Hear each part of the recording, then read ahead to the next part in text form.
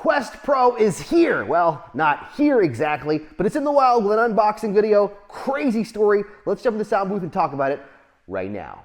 What a strange turn of events this has been over the last day. The Quest Pro, as it now seems to be called, according to these photos and video posted by a, get this, hotel employee. That's right, someone found two Quest Pros in a hotel room that was left there by a guest. They've apparently been reunited with their official owners as of now, but not before the person took photos of the boxes and even did an actual unboxing video, which is what you're seeing right now. Let's break down what we're seeing a little bit. First of all, the boxes. So these are the photos that were initially launched. You can actually see a second box down in the bag below. The box looks very similar to the Quest 2 box, but it says Quest Pro at the top, and it's a 256 gigabyte version. You can see the headset itself and the two controllers, both of which look pretty much identical to what Sadly It's Bradley has been saying for a very long time. Now, I might as well pop over to the video because that's really going to show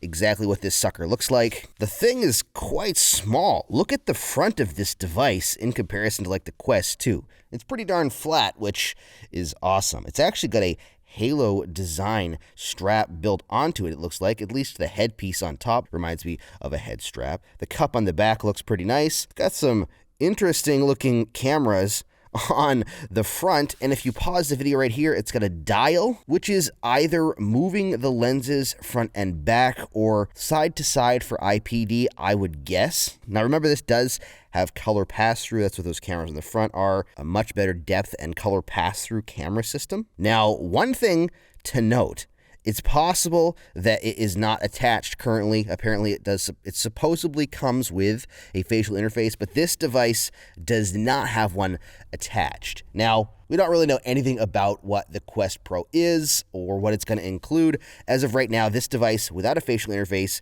would have a lot of light leak, which would work really well for productivity stuff because you can be present in the real world while you do what you're doing in virtual reality, or using the color pass-through cameras. It'll be more like putting on goggles and seeing the world around you with AR elements and still seeing your peripheral, so it'll make you feel more present in your world, a little less like you've got a VR headset on and you're seeing stuff through the headset and more like you're putting on a large pair of glasses. Now, the controllers are very interesting, and they have no ring, as you can tell. That means no tracking ring. What these do is apparently they use cameras on the controllers for tracking, according to what Sadly It's Bradley has been saying anyways, and to other leaks.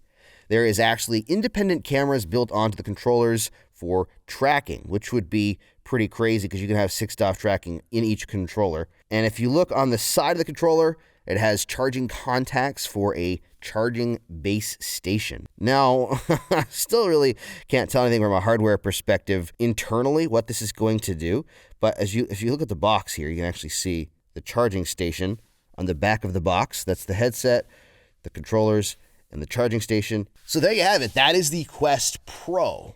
An odd place for sure to get an unboxing for a Quest Pro, getting it from a hotel employee in a back room, it looks like, that found it in a hotel room. I'm not sure, honestly, how ethical it is to open up something that you find in a hotel room as an employee, but I'm not going to judge because I have no idea the real circumstances that happened, although I did reach out to the individual, and they said that they had given it back to the rightful owners. Connect is next month, and that's where we're going to find out all the information about this device. One thing I will tell you about the Quest Pro, it apparently is going to be part of the Quest line, at least using the name, but it is not going to be designed as a successor to the Quest 2. So don't worry about having to buy something else and the Quest 2 becoming obsolete, because the Quest Pro is being billed as an enterprise primarily headset, meant for business, not for gaming. Can it be used as a consumer for gaming?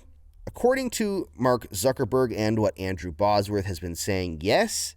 It can play the Quest library and it can be used as a consumer, and it's going to be lighter, smaller. The tracking will probably be better. There's a whole bunch of upgrades to the actual device. Nothing from a power standpoint. So like, we're not going to get games that are designed for this device that won't play on Quest 2 like Quest 1 and Quest 2 get. So you don't have to worry about missing out on anything for this. Next year, it's rumored that Quest 3 will be making an appearance. Who knows? We might actually get a teaser or hear something about it at Connect this year. Somehow, though, I doubt it. I think this year is going to be focused on the enterprise side of VR for Meta. And this one is going to cost a pretty penny. North of $800 is what people are saying, including Zuckerberg and Boz. That would probably mean something like $1,200, $1,500, something like that. This is, like I said, an enterprise device designed for people that do work in virtual reality. For me personally, I'm very excited to see if it's good enough to actually take over my productivity for editing and for computer use. I'd love to be able to have virtual monitors and use the AR pass-through to be in my room and have several monitors set up around my desk. What do you think, though?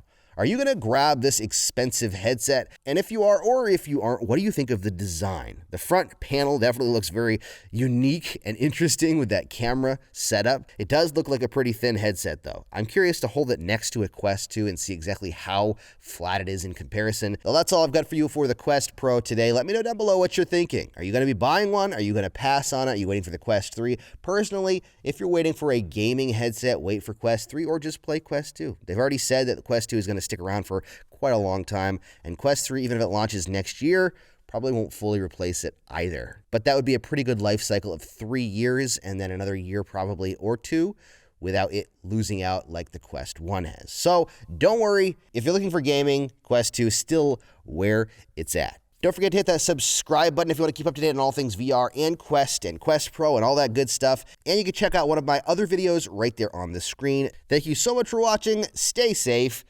and happy questing.